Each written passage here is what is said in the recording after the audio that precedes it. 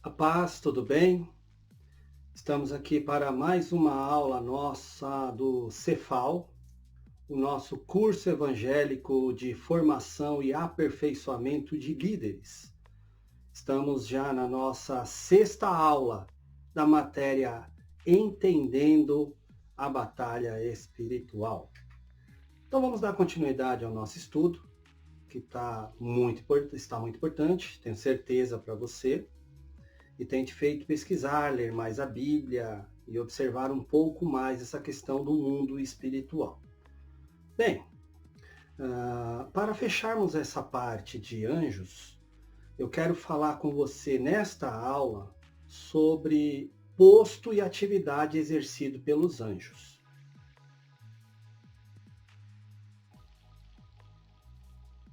Tá bom? Vou me basear em Colossenses 1:16, que diz assim: porque nele, em Cristo, foram criadas todas as coisas que há nos céus e na terra, visíveis e invisíveis, sejam tronos, sejam dominações, sejam principados, sejam potestades. Tudo foi criado por ele e para ele. Vejamos aqui que há uma citação de algumas atividades de seres físicos, terrenos, mas principalmente os seres angelicais, seres espirituais. Óbvio que nós temos que entender aqui o contexto da carta do apóstolo Paulo aos Colossenses. Ele está aqui se referindo à supremacia de Cristo em detrimento ao gnosticismo entrando na igreja de Colosso, também estavam na igreja da Galácia, mas aqui no caso de Colosso, que tentava mostrar que anjos que tinham cargos, funções, postos e atividades superiores deveriam ser considerados mais do que Cristo. Aí nós temos que tentar prestar atenção nessa luta contra o gnosticismo do apóstolo Paulo. E aqui ele cita algumas atividades, alguns postos que os anjos assumem, e ele cita pelo menos 4 atividades desses seres, tá bom? E é muito importante começarmos a entender 4 atividades mencionadas em Colossenses. É claro que não significa que só tem essas 4, mas foi mencionada aqui nesse texto claramente. Vamos comentar sobre cada uma delas, tá bom? Não nos esquecendo que querubim é querubim, serafim é serafim, o arcanjo Miguel é o arcanjo Miguel, o Gabriel, o assistente administrativo de Deus, eles não deixam de ser o que eles são mesmo por natureza, para cumprir uma atividade. Então é um querubim cumprindo atividade direta ao trono, um serafim cumprindo uma atividade de uma dominação. Isso nós vamos entender, tá bom? Então nós estamos aqui falando de posto e atividade. Vamos lá? Para que fechemos essa parte de anjos. Vamos falar sobre o primeiro. Ele diz que em Cristo, nele foram criadas todas as coisas que há nos céus, na terra, visíveis e invisíveis. Aí ele fala, o primeiro, sejam tronos.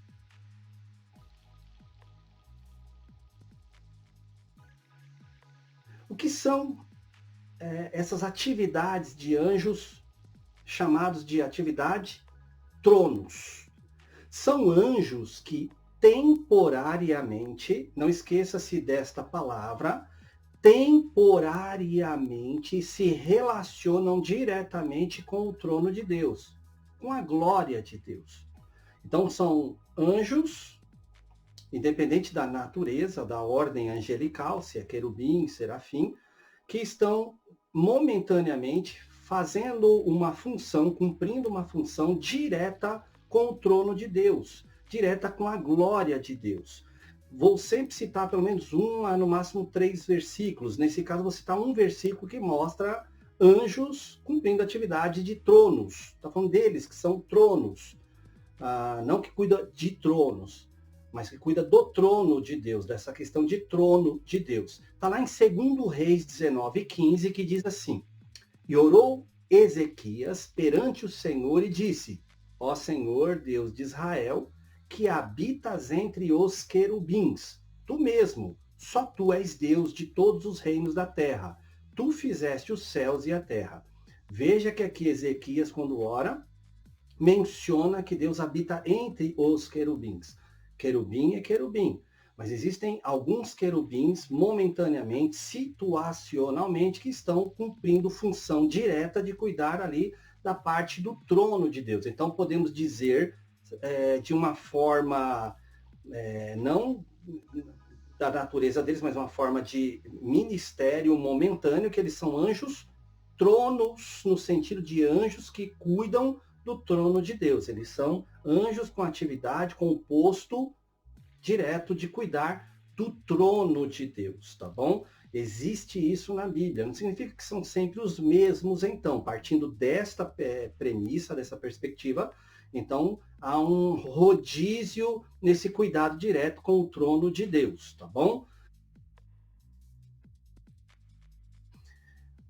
O apóstolo Paulo cita também em Colossenses 1,16, dominações.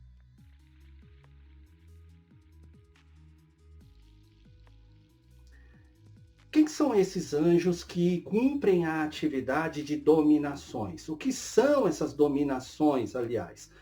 São anjos que governam ou dirigem, têm autoridade momentânea sobre as coisas criadas. Eles têm um domínio momentâneo sobre coisas criadas.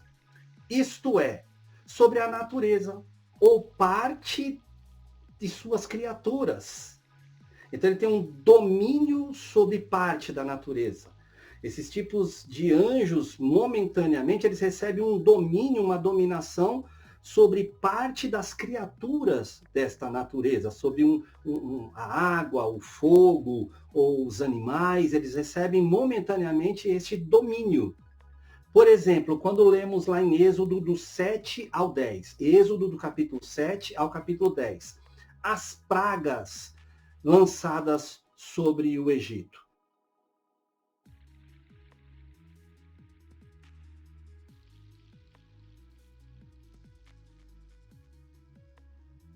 São 10, mas nas 9 pragas, com exceção da última, as pragas lançadas por Deus sobre o Egito, nós vemos ali que foram anjos que obtiveram momentaneamente dominações sobre a natureza ou parte da natureza, ou parte dos seres desta natureza.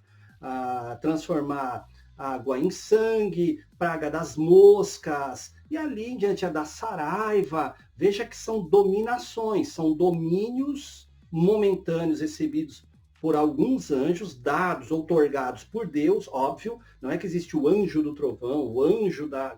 Não existe isso como se fosse parte do poderio contínuo dele. É momentâneo, tá bom? Deus entrega isso para um determinado anjo ou para determinados anjos para cumprirem o seu propósito. Então, ali da primeira praga até a 9ª praga, foram dominações entregues a estes anjos, tá bom? O último anjo já foi diferente, a última praga não foi dominação. Depois nós vamos falar sobre qual foi a atividade deste anjo, tá bom? Em Apocalipse 16:5, por exemplo, quando nós lemos ali sobre o que vai acontecer na grande tribulação, nós lemos assim, ó, Apocalipse 16:5. E ouvi o anjo das águas que dizia: justo és tu, ó Senhor, que és e que eras e santo és, porque julgaste estas coisas. Veja que ali aparece um anjo das águas. Ele é um anjo das águas naquele momento. Ou será naquele momento, como o anjo das águas lá do Egito, que o papel dele foi transformar as águas do Nilo em sangue. Esse anjo das águas do Apocalipse 16, ele vai jogar sobre as águas também ali no Apocalipse uma praga para que as águas sejam contaminadas. Então ele vai receber uma dominação sobre parte da natureza de Deus, tá bom? Então nós vemos que existem anjos cumprindo a atividade de um domínio, tá bom? Um domínio sobre a natureza, parte da natureza, ou seres desta natureza. Existe também, segundo o apóstolo Paulo, lá em Colossenses 1,16, os principados.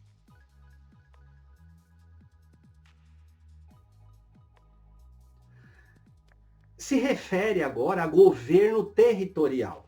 Um príncipe, ele tem um governo territorial. Agora é um principado no sentido de anjos que momentaneamente, circunstancialmente, tomam conta, sim, de um território por um determinado período de tempo para que se cumpra algum propósito divino, tá bom? É o que está, é o anjo que está, ou os anjos que estão em certo momento como o mais notável naquela região, naquela localidade, seja numa igreja, seja numa cidade, seja num país, seja onde for. Por exemplo, o Miguel, ele já foi ele já teve o principado, recebeu o principado em certo momento sobre o povo de Deus lá em Israel. Veja que lá em Daniel 10:13 nós lemos assim: mas o príncipe do reino da Pérsia se pôs defronte de mim. Aqui quem está falando é Gabriel para Daniel, e 21 dias, e eis que Miguel, um dos primeiros príncipes, veio para ajudar-me, e eu fiquei ali com os reis da Pérsia. Veja que ali tem um principado demoníaco para impedir os propósitos para Israel, e teve que acontecer também ali, surgir um principado de Deus, do bem, para que pudesse destruir aquele principado que estava atrapalhando os propósitos. É claro que não tinha como atrapalhar os propósitos diretamente de Deus, mas tentar atrapalhar aqui na terra os nossos propósitos, os propósitos que nós estamos cumprindo para o reino de Deus, tem sim.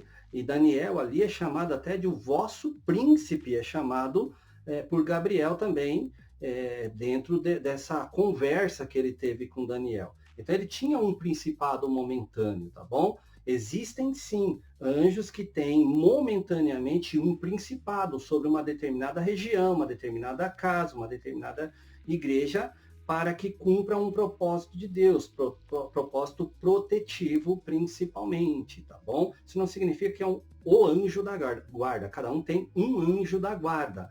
Essa daí é uma teoria que não tem como provar na Bíblia Sagrada, tá bom? Os que tentam provar isso, tentam através de versículos isolados que são bem mal interpretados ainda. Então só está mostrando que existem anjos que guardam segundo a ordem de Deus. E tem também uma outra atividade, um outro posto angelical, que o apóstolo Paulo cita em Colossenses 1,16, que são as potestades.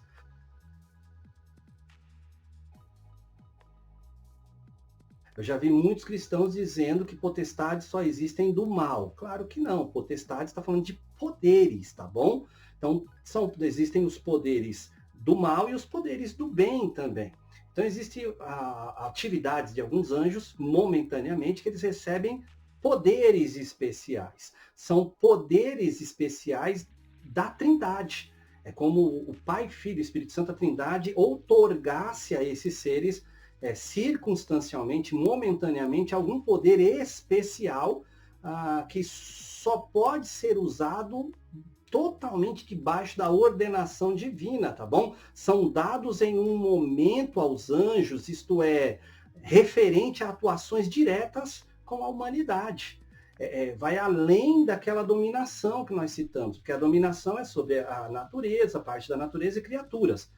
Aquela já é totalmente debaixo da ordem de Deus, porque o anjo não pode sair por aí destruindo natureza ou usando os animais que eles queiram, da forma que eles queiram, não pode se não for com a ordem de Deus. Muito mais tratando-se agora dos seres humanos. Um anjo não pode vir aqui tomar uma decisão sobre qualquer um de nós sem a ordem direta de Deus, tá bom? Eles são totalmente obedientes e recebem os poderes diretos de Deus. Então existem anjos que recebem momentaneamente, circunstancialmente, um poder especial. São os anjos que têm uma potestade momentânea. Eu vou dar aqui 3 exemplos para que nós possamos pensar, tá bom? Primeiro exemplo está lá em Gênesis 19:11, que diz assim: e feriram de cegueira os varões que estavam à porta da casa, desde o menor até o maior, de maneira que se cansaram para achar a porta. Lembra que ali está falando dos anjos que foram lá visitar Ló, em Sodoma. é muito interessante que eles receberam uma potestade, um poder foi otorgado por Deus para cegar os seres humanos daquela cidade, daquela localidade. Não é que um anjo tem um poder específico, um é o anjo da cegueira, o outro o anjo do não sei o que, não. Esses anjos, momentaneamente, circunstancialmente, receberam a autoridade, o poder de Deus para cegarem aqueles homens, tudo bem? Então aqui é uma potestade. Um outro exemplo é o Êxodo 11. Lembra das pragas do Egito? Lá em Êxodo 10, nós vemos, até o capítulo 10 de Êxodo ali, nós vemos as 9 pragas, que eram na natureza e também em algumas criaturas dessa natureza. No capítulo 11 já é diferente, não é um anjo com uma dominação, ali é um anjo com uma potestade, que é chamado de o anjo da morte.